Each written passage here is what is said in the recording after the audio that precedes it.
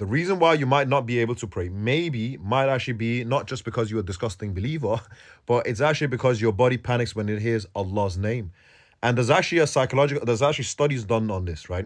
And specifically Muslims, right? So there's research on Muslim communities that show that people that constantly worry, is Allah upset with me? Is Allah upset with me? Even though, you might be rewarded, what a good brother. Brother, what a good brother, what a good sister, always worrying, am I doing enough? Am I doing enough? Am I good enough?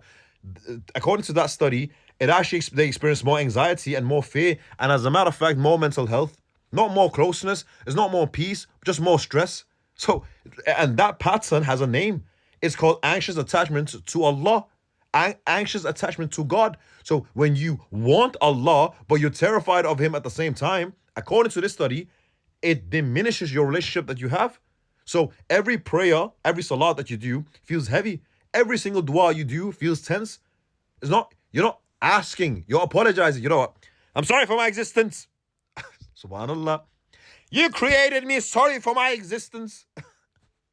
And I used to, when I was growing up, that's all I was taught. I was like, on your existence, on your existence. Like, hey, and I'm a guy, so I've got privileges, right? Look, you are just bracing yourself for judgment.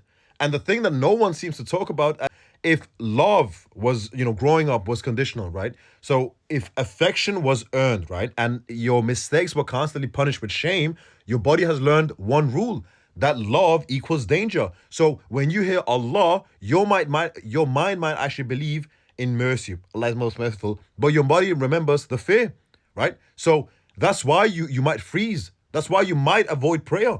That's why you might feel guilty even when you're trying.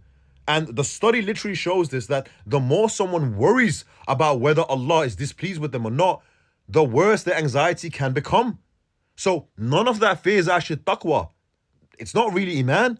It's a frightened attachment system, according to this study. And you have to understand that this does not mean that Allah is scary. It just means that your nervous system learned Allah through fear. And you can't force your way into peace while your body still think that Allah is danger. Your body has done that association. So you don't need more pressure. You don't need to try harder on your existence. You don't want to pray. None of that is going to work on you. What the hell, man? It didn't work on me. As a matter of fact, I was getting more and more depressed. So what you need right now, you need safety. You need softness. You need to slowly teach your body that Allah is not your abuser. Allah is not your abuser. Perhaps it was the madrasa that you went to, or perhaps it was your family members, or it was perhaps the da'wah bros, right?